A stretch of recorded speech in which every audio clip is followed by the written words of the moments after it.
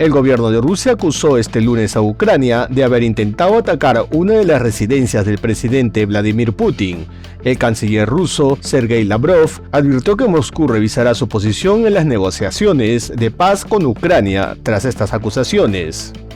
El presidente de Estados Unidos, Donald Trump, anunció que ordenó un ataque contra una instalación vinculada al narcotráfico en Venezuela. Trump aseguró que el ataque causó una gran explosión en la zona donde cargan los barcos con droga. Al menos 13 personas fallecieron tras el descarrilamiento del tren transísmico, parte del corredor interoceánico del Istmo de Tehuantepec, al sur de México. El ejército chino desplegó fuerzas en múltiples direcciones para disuadir a independentistas taiwaneses y potencias externas. Esto ha sido calificado por Taiwán como provocaciones que socavan la estabilidad regional.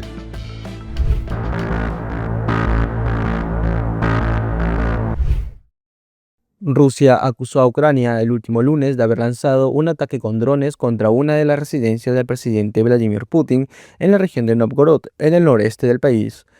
El gobierno ruso asegura que el supuesto ataque ocurre en la madrugada del 28 al 29 de diciembre y que 91 drones fueron neutralizados por sus defensas sin causar heridos ni daños significativos. El ministro de Relaciones Exteriores de Rusia, Sergei Lavrov, calificó el presunto incidente de ataque terrorista y señaló que este hecho se produce durante las intensas negociaciones para lograr un acuerdo de paz entre Moscú, Kiev y Washington, que buscan poner fin a la guerra desatada tras la invasión rusa en 2022. Lavrov afirmó que, aunque Moscú no tiene intención de retirarse del proceso de negociación con Estados Unidos para buscar la paz, el Kremlin revisará su posición negociadora a raíz de lo ocurrido. Añadió que Rusia ha elegido objetivos para posibles ataques de represalias, por lo que considera una provocación de Ucrania, sin detallar dónde ni cuándo se ejecutarían estas acciones, según el reporte oficial. Ucrania, por su parte, ha rechazado de manera contundente esta acusación. El presidente Volodymyr Zelensky la calificó como otra ronda de mentiras diseñada para socavar el progreso alcanzado en el diálogo con Estados Unidos y para justificar eventuales ataques posteriores contra edificios gubernamentales en Kiev. Zelensky afirmó también que el momento elegido por Rusia para hacer estas afirmaciones sugiere que Moscú busca crear un pretexto para justificaciones posteriores y criticar a Kiev ante la comunidad internacional. El presidente de Ucrania, Volodymyr Zelensky, aseguró que la reunión que sostuvo con su homólogo estadounidense Donald Trump en Florida dejó como principal resultado una promesa de garantías de seguridad por parte de Estados Unidos, un punto que calificó como clave para avanzar hacia el fin de la guerra con Rusia. Según explicó, Trump se comprometió a trabajar en un marco de protección a largo plazo con Ucrania, destinado para evitar nuevas agresiones una vez que se alcance un acuerdo de paz. Aunque no se habló de las cifras ni plazos definitivos, Zelensky afirmó que se trata de un compromiso serio y en desarrollo. Le planteé este asunto al presidente. Le dije que ya tenemos una guerra en marcha que lleva casi 15 años. Por eso quería que las garantías fueran más largas. Y le dije que realmente queríamos considerar la posibilidad de 30, 40 o hasta 50 años. Y esta sería entonces una decisión histórica para el presidente Trump. El presidente me dijo que lo consideraría. El mandatario ucraniano señaló que este respaldo estadounidense forma parte de un plan de paz más amplio, que ya estaría avanzado en gran medida. De acuerdo con sus declaraciones, el documento contempla varios ejes políticos, militares y de seguridad, y actualmente se encuentra en una fase decisiva de negociación. No obstante, dejó claro que aún existen puntos sensibles que requieren consenso, y especialmente aquellos relacionados con el control territorial y las garantías internacionales que respaldan cualquier alto al fuego. Zelensky fue enfático en señalar que Ucrania no aceptará concesiones territoriales impuestas, reiterando que la soberanía nacional no es negociable. En ese sentido, explicó que se evalúan mecanismos transitorios, como zonas desmilitarizadas o acuerdos de supervisión internacional, pero siempre bajo el principio de que cualquier decisión final deberá contar con el respaldo interno y garantías externas reales.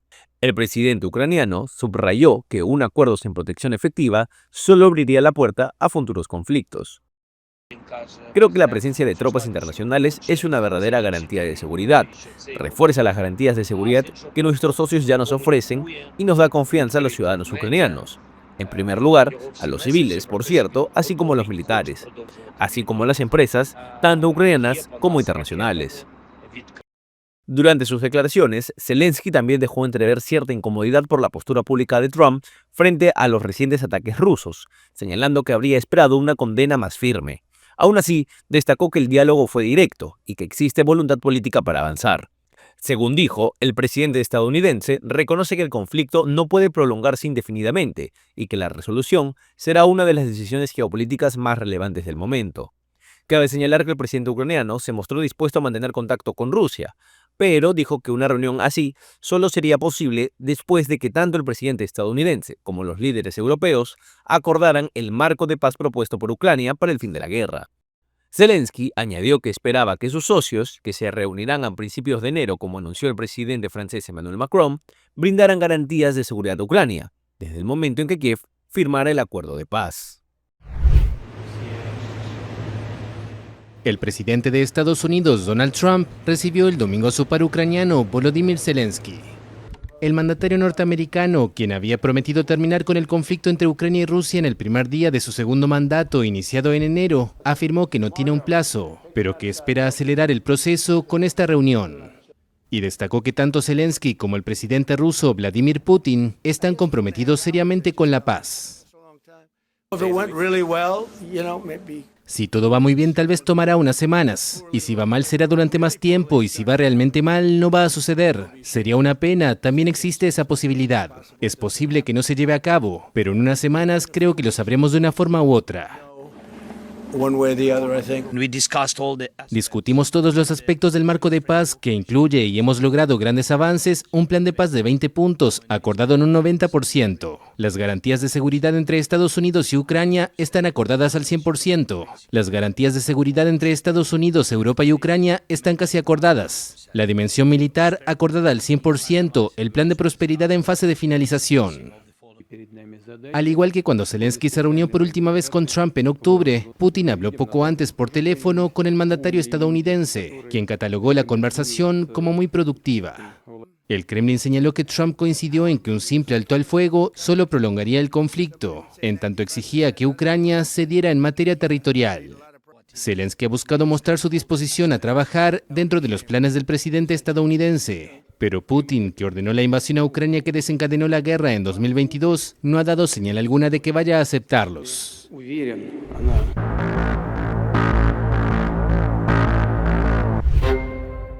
En una entrevista en el podcast The Show de Katz and Cosby, el presidente de Estados Unidos, Donald Trump, aseguró que ordenó un ataque contra una instalación vinculada al narcotráfico en Venezuela. En la entrevista con el empresario John Catsimatidis y Rita Cosby, realizada el viernes 26, pero que recién cobró relevancia mediática el lunes 29, Trump destacó el nuevo golpe contra las organizaciones criminales en el Caribe. Trump vinculó la destrucción de la planta con una estrategia más amplia orientada a debilitar las capacidades operativas de las organizaciones criminales. Según su explicación, las acciones militares y de seguridad han generado dificultades internas en estas redes. No sé si leyeron o vieron que tienen una gran planta o unas grandes instalaciones de donde vienen los barcos. Hace 2 noches la eliminamos por completo. Así que dimos un golpe muy duro. Cada vez que elimina un bote, salvamos 25.000 vidas estadounidenses. Es muy simple, dijo el mandatario estadounidense. El diario The New York Times aseguró, citando a funcionarios estadounidenses, que el presidente se refería a una planta de procesamiento de drogas en Venezuela y que esta fue eliminada. Sin embargo, no se dieron más detalles. Cabe señalar que las palabras de Trump no han tenido mucha difusión mediática ni confirmación por parte de organismos o cuentas gubernamentales que suelen verificar los pronunciamientos del mandatario. Tampoco se ha pronunciado el Departamento de Guerra o el Comando Sur de los Estados Unidos, cuyas comunicaciones han sido muy activas sobre las acciones en el marco de la Operación Lanza del Sur en el Caribe Sur y el Pacífico Oriental. No obstante, este ataque anunciado por Trump daría apertura de una nueva fase de su guerra contra el narcotráfico en el Caribe y el Pacífico. Trump ha insistido recurrentemente en que habrá operaciones terrestres en contra de organizaciones del narcotráfico por tierra, en un momento además en el que cada vez es más fuerte el despliegue de sus fuerzas armadas en el Mar Caribe. ¿Podrías proporcionarnos más información sobre la explosión en Venezuela que mencionaste en esa entrevista de radio? ¿Fueron los militares los responsables? ¿Serías tan amable de compartirnos aquello que aún no sabes?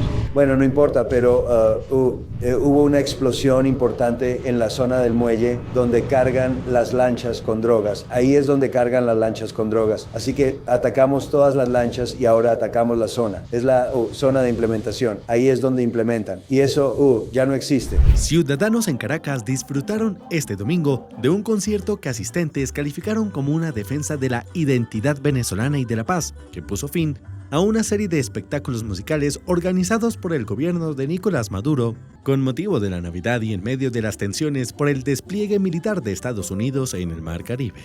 Esto declaró Noel Márquez, diputado a la Asamblea Nacional. Queremos y creemos que la música, la identidad y la cultura son los valores que todo el género humano en este momento debe reflexionar para mantenerla. Venezuela es hoy un país amenazado, un país que está lleno de situaciones que han pretendido y han generado alarma. Nosotros desde Venezuela le decimos al mundo, queremos la paz, queremos la defensa de nuestra identidad, queremos el respeto a una república que ha hecho todo lo que ha estado a su alcance para promover valores del intercambio. El concierto incluyó a unos 45 artistas de distintos géneros musicales, incluyendo merengue, ensambles, gaitas y tambores. Por su parte, esto complementó el investigador Carlos Ron. Sabemos todos que hay un asedio contra Venezuela en el Mar Caribe, pero esto es una reafirmación de nuestra identidad, de nuestra cultura. Aquí estamos en paz, aquí estamos en familia, aquí estamos en alegría, demostrando que, bueno, que la identidad venezolana existe, que la identidad venezolana está aquí para ser defendida, para ser respetada y no para entrar en conflicto con nadie, sino para simplemente ser, ¿no? De tener la oportunidad de ser y de crecer y de prosperar como un país que queremos próspero, fuerte y libre. Este concierto es una de las últimas actividades de la temporada navideña, en una Caracas decorada para las festividades desde el 1 de octubre, fecha en la que Maduro decretó el inicio de la Navidad en el país suramericano.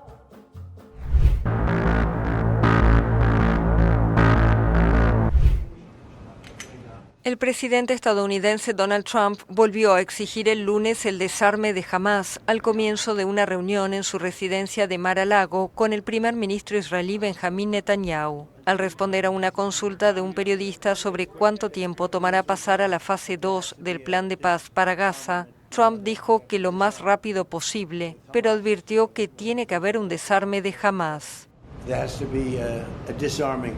Las declaraciones del mandatario tuvieron lugar después de que el brazo armado del movimiento islamista palestino reafirmara el lunes más temprano que no renunciará a las armas. Nuestro pueblo se está defendiendo y no entregará sus armas mientras continúe la ocupación, y no se rendirá ni siquiera si tiene que luchar con las uñas. La primera fase del acuerdo de tregua estipuló que Hamás liberara a los rehenes restantes, tanto vivos como muertos, capturados durante su ataque de 2023 contra Israel. En la segunda etapa, Israel debe retirarse de sus posiciones en Gaza, mientras que Hamás debe deponer las armas. Se prevé que una autoridad interina gobierne el territorio palestino y que se despliegue una fuerza internacional de estabilización.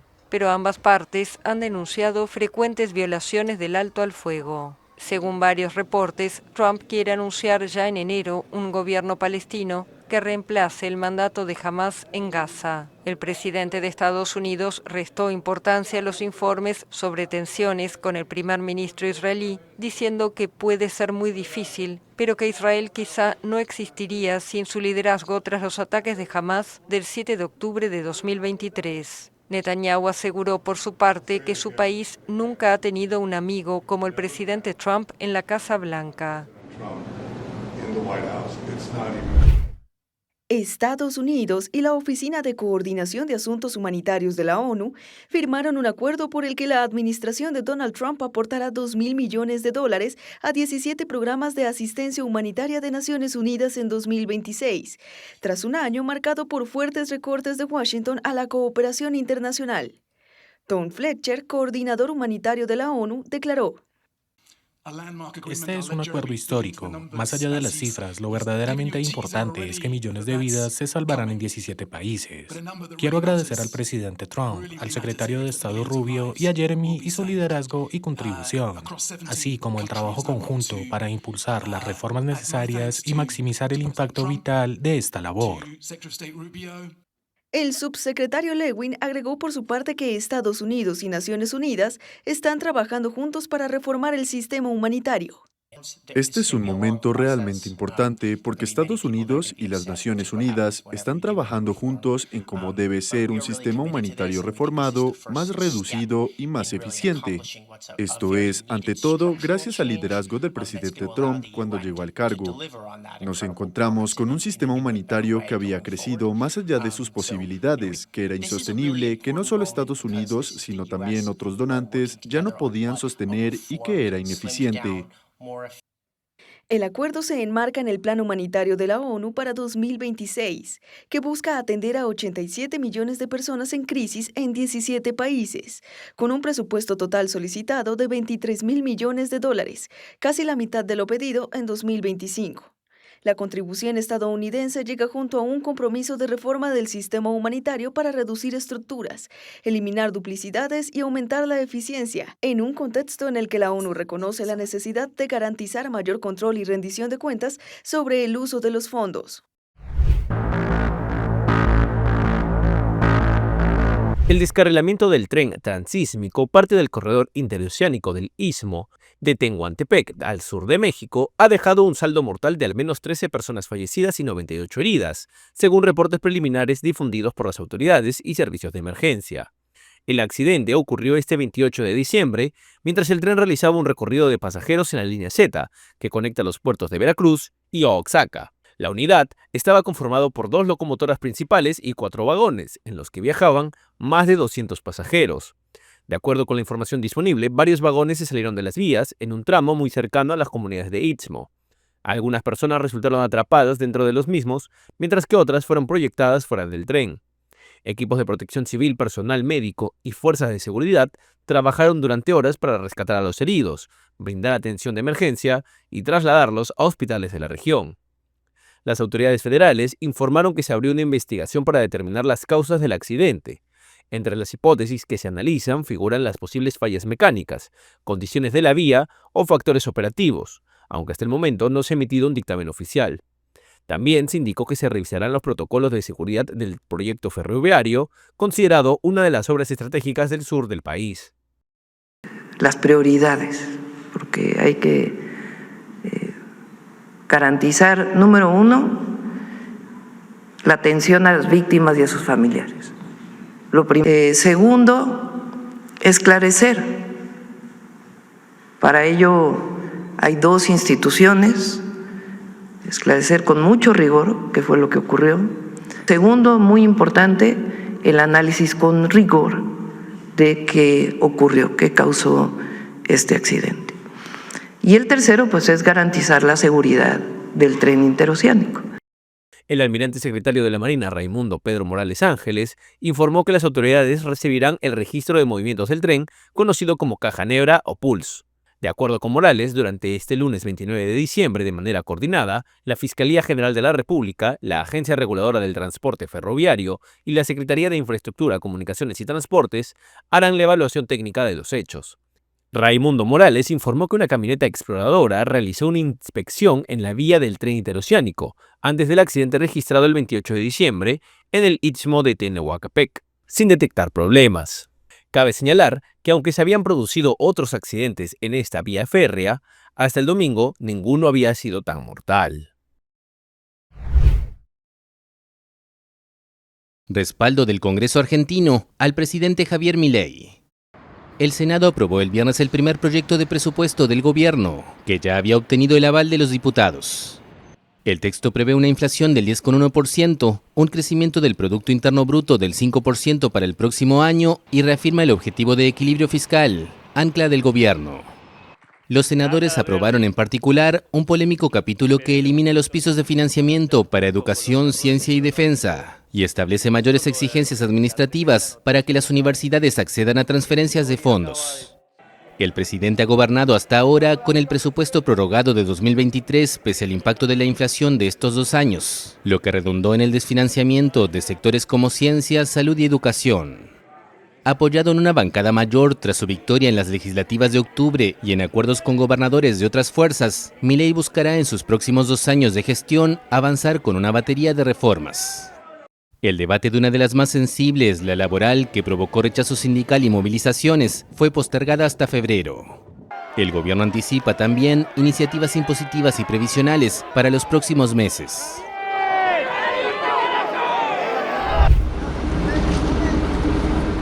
Tragedia en el sur de México. Al menos 13 personas murieron y casi un centenar resultaron heridas el domingo, luego de que un tren se accidentara en el estado de Oaxaca. La Marina Mexicana informó que se presentó el descarrilamiento de la máquina principal y añadió que está en coordinación con las autoridades de transporte para determinar las causas de los hechos. El tren, con 250 personas a bordo, había salido de Salina Cruz, en Oaxaca, y se dirigía a Coatzacoalcos, en el estado de Veracruz. Cumplía la ruta del llamado Corredor Interoceánico del Istmo de Tehuantepec, que une el Golfo de México con el Pacífico y suele transportar carga y pasajeros. Esta vía férrea es una de las obras de infraestructura más importantes del gobierno del expresidente Andrés Manuel López Obrador, como parte de una estrategia para impulsar el desarrollo económico del sureste de México.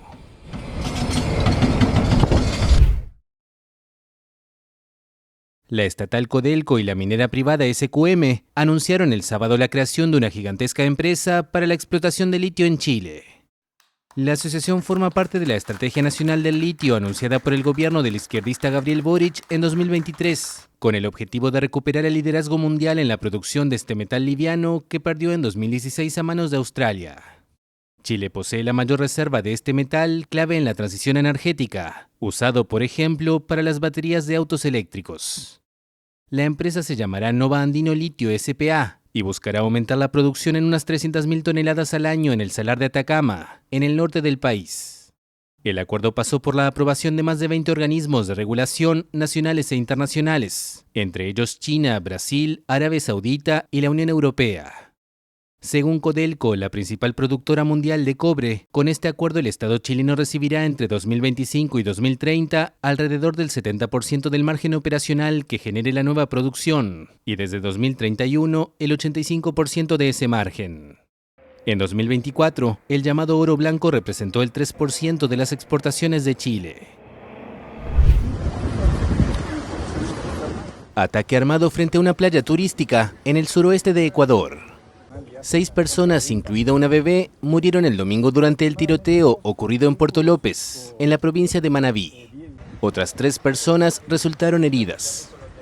Varios hombres armados con fusiles automáticos que se trasladaban en una camioneta y 2 motocicletas llegaron al malecón de la ciudad y abrieron fuego contra un grupo de personas que se encontraban allí antes de darse a la fuga.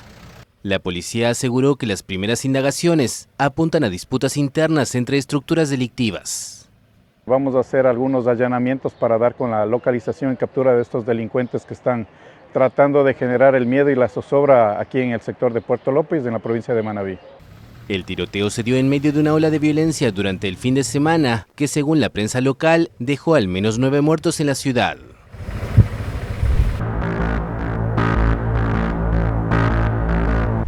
En lo que representa una escalada peligrosa en la región, China lanzó los ejercicios militares más amplios registrados hasta ahora alrededor de Taiwán, incluyendo despliegues simultáneos de fuerzas terrestres, navales, aéreas y de misiles, además de ejercicios con fuego real en varios puntos que rodean la isla. Según las autoridades taiwanesas, en solo una jornada se detectaron decenas de aviones y buques militares chinos operando cerca de su espacio aéreo y marítimo. Desde Pekín, el Ejército Popular de Liberación aseguró que estas operaciones buscan proteger la soberanía y la integridad territorial de China, y advirtió que se trata de una respuesta directa a lo que considera provocaciones separatistas e interferencia extranjera, en una clara alusión a Estados Unidos y sus aliados. Del lado taiwanés, la respuesta ha sido inmediata. El Ministerio de Defensa declaró estado de máxima vigilancia, activó sistemas de defensa aérea y desplegó unidades para seguir de cerca cada movimiento chino. El gobierno de Taipei calificó las maniobras como una grave amenaza a la estabilidad regional y denunció un intento de intimidación directa. La escalada ocurre en un contexto ya tenso. marcado por ventas de armas estadounidenses a Taiwán, visitas de funcionarios extranjeros y un mayor respaldo político de Occidente a la isla. Por su parte, China ha advertido que no tolerará pasos hacia una independencia formal. Además del impacto militar, las maniobras han provocado alteraciones en el tráfico aéreo y marítimo, como advertencias a aerolíneas y embarcaciones civiles, para evitar determinadas zonas durante los ejercicios con fuego real.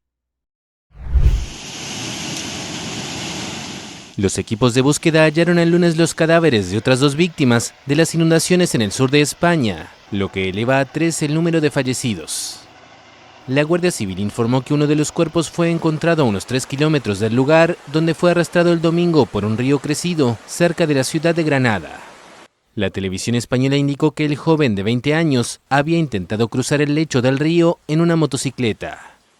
El cuerpo de otro hombre, cuya furgoneta había sido arrastrada por el agua, fue encontrado también el lunes en la provincia de Málaga. El cadáver del restante ocupante del vehículo ya había sido localizado el domingo. 12 horas de fuertes lluvias azotaron parte de la provincia de Málaga y provocaron inundaciones. Un monumento chino ubicado a la entrada del Canal de Panamá fue derribado el fin de semana. En un hecho sorpresivo, la alcaldía de la localidad de Arraiján ordenó demoler con maquinaria pesada un paifán o arco levantado en un mirador del Puente de las Américas. La autoridad local argumentó que la obra, construida en 2004 y que simbolizaba la amistad entre los dos países, tenía daños estructurales que representaban un riesgo. Pero el propio presidente panameño, José Raúl Mulino, dijo el domingo que no hay justificación alguna para lo que definió como una barbaridad y remarcó que es un acto de irracionalidad imperdonable. Este lugar es un lugar especial, no solo para la comunidad china, sino para todos, porque reconoce el aporte que otras culturas del mundo tuvieron aquí para poder llevar a cabo una obra tan bonita y tan especial como lo es el Canal de Panamá. Entonces es un lugar que tiene muchos sentimientos para todos. Tras constatar personalmente la demolición, la embajadora china en Panamá expresó que es un día ensombrecido para los 300.000 chino-panameños y de gran dolor para la amistad binacional. La indignación, a la que se sumaron expresidentes y líderes políticos panameños, llevó al gobierno de Mulino a ordenar la inmediata restauración del monumento en su mismo lugar, en coordinación con la comunidad china en Panamá. El monumento fue construido para reconocer el aporte realizado por la comunidad china panameña al país. Y entonces, en este momento, que se derrumbe un monumento de tanto significado, para nosotros es algo sorpresa, dolor e incomprensión. La demolición ocurrió en medio de las presiones de Estados Unidos para reducir la presencia del gigante asiático en la vía interoceánica. El presidente estadounidense Donald Trump amenazó en meses pasados con retomar el control del canal, pues asegura que está bajo control de Pekín porque la compañía hongkonesa Hutchison Holdings opera bajo concesión 2 puertos en el Pacífico y el Atlántico. Bajo esas presiones, Hutchison Holdings accedió a vender las 2 terminales que gestiona a un conglomerado liderado por la estadounidense BlackRock. Pero China ve con desconfianza la operación y ahora empresas suyas están interesadas en hacerse con 2 nuevas obras portuarias que serán licitadas. Elecciones legislativas en Birmania. La primera fase de los comicios organizados por la Junta Militar finalizó el domingo, casi 5 años después del golpe de Estado que sumió al país en una guerra civil. Las elecciones, que se extienden a lo largo de un mes y que los militares defienden como un retorno a la democracia, se celebran con la ex líder y Nobel de la Paz Aung San Suu Kyi en prisión desde el golpe. La Junta también disolvió el popular partido de Suu Kyi, cuyos líderes se exiliaron o están detenidos. Tanto la ONU como numerosos países han criticado el proceso electoral, que consideran un intento de la Junta de legitimar el régimen militar birmano. Se prevé que el promilitar Partido Unión Solidaridad y Desarrollo saldrá de la votación como la principal fuerza política del país del sudeste asiático. Con una población de unos 50 millones de habitantes, Birmania vive en una guerra civil y no hay votación en las zonas bajo control rebelde.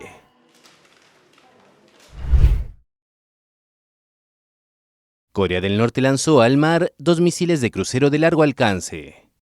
Así lo informaron el lunes los medios estatales, que exaltaron la maniobra como una muestra de capacidad de combate frente a amenazas externas.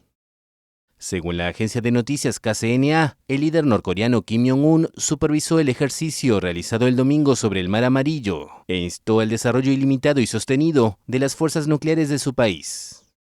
Por su lado, las fuerzas militares de Corea del Sur informaron haber detectado el lanzamiento de varios misiles desde la zona de Sunan, cerca de Pyongyang, según la agencia de noticias Yonhap. La última vez que el norte efectuó pruebas de misiles balísticos fue a inicios de noviembre, una semana después de que el presidente estadounidense Donald Trump expresara durante una visita a Asia interés en reunirse con Kim. Pyongyang no respondió a la oferta.